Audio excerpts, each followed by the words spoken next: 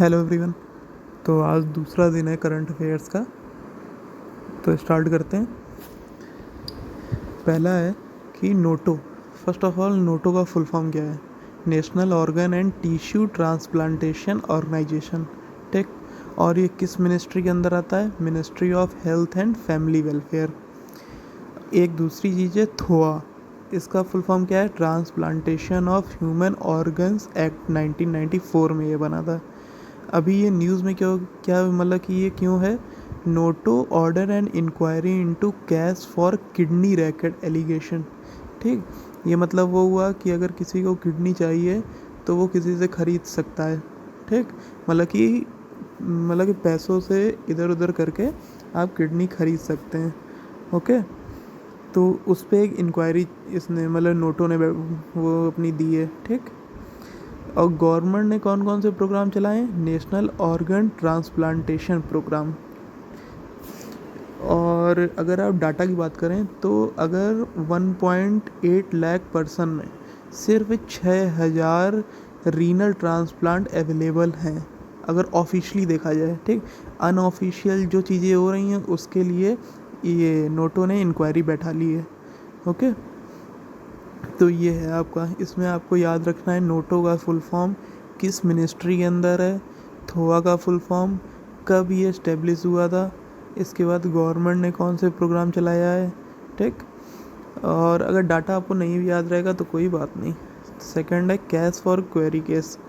इसमें क्या है कि मेंबर ऑफ पार्लियामेंट एमपी के ऊपर अनएथिकल कंडक्ट और कंटेम्प्ट ऑफ द हाउस का जब एलिगेशन लगता है तो उस पर एक पूरा प्रोसीजर है उसको लेके। ठीक।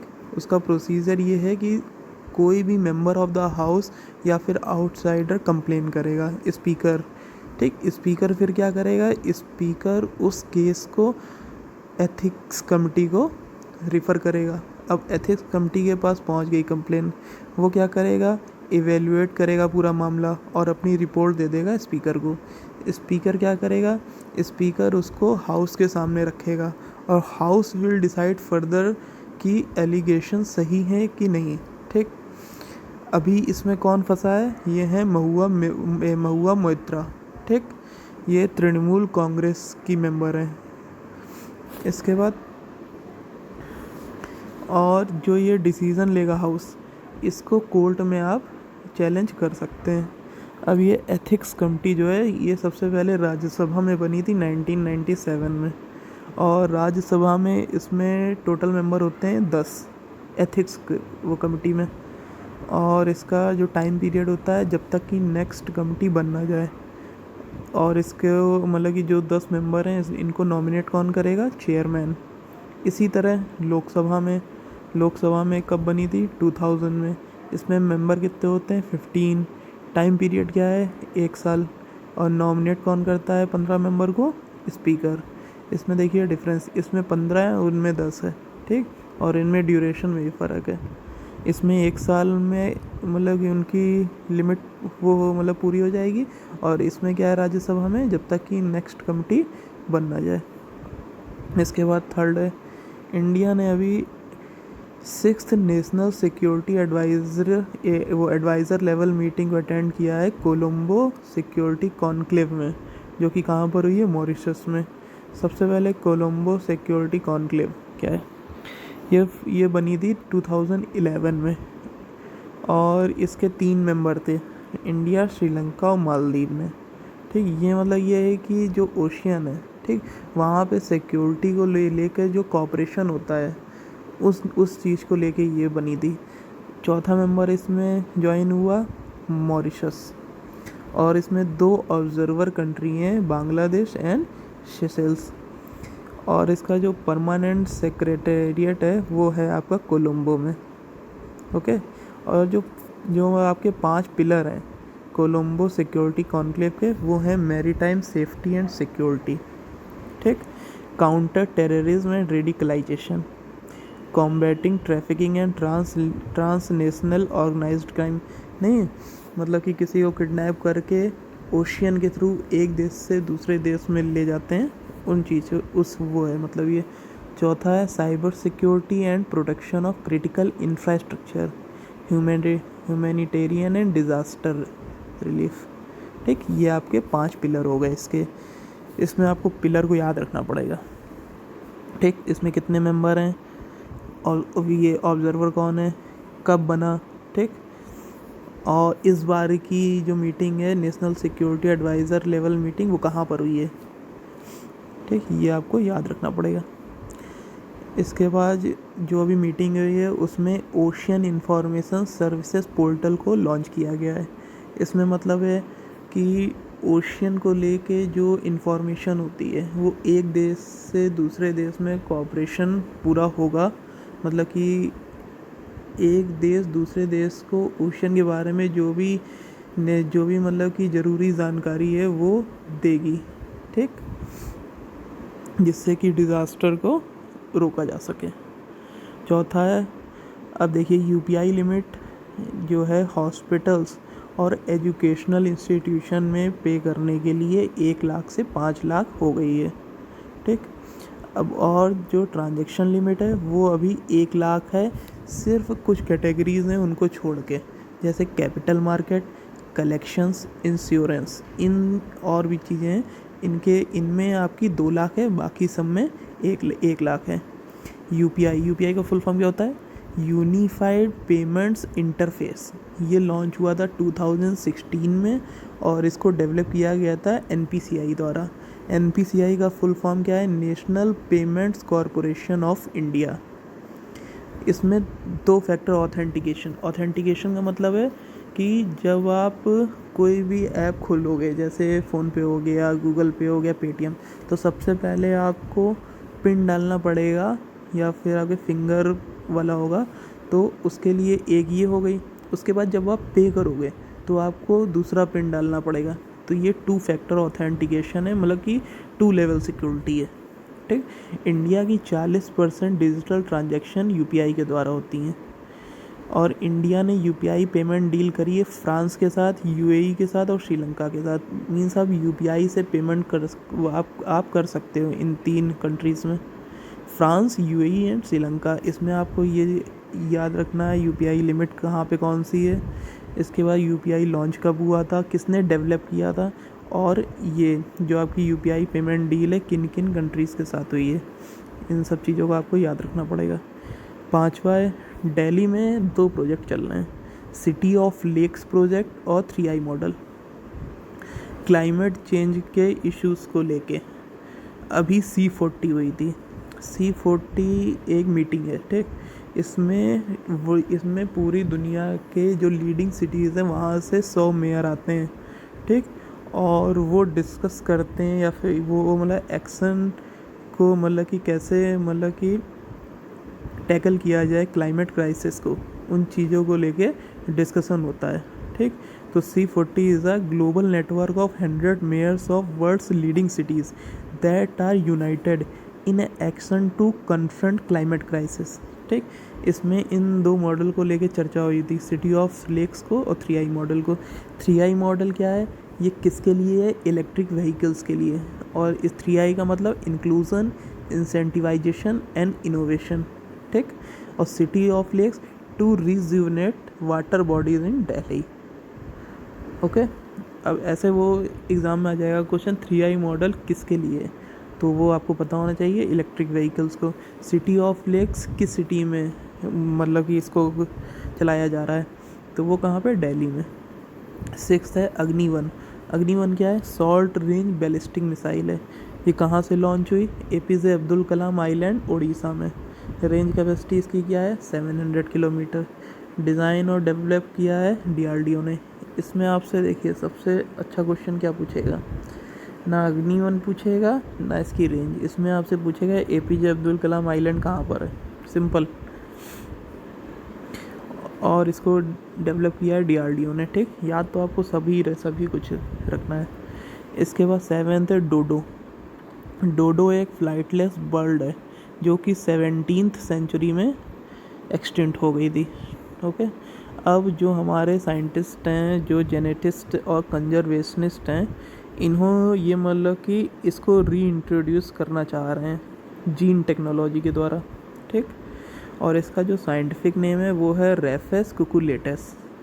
ये फ्लाइटलेस बर्ड है, ये बर्ड कैटेगरी में होते हुए भी ये फ्लाइटलेस है, ठीक। ये कहाँ पाई जाती है? Island of Mauritius.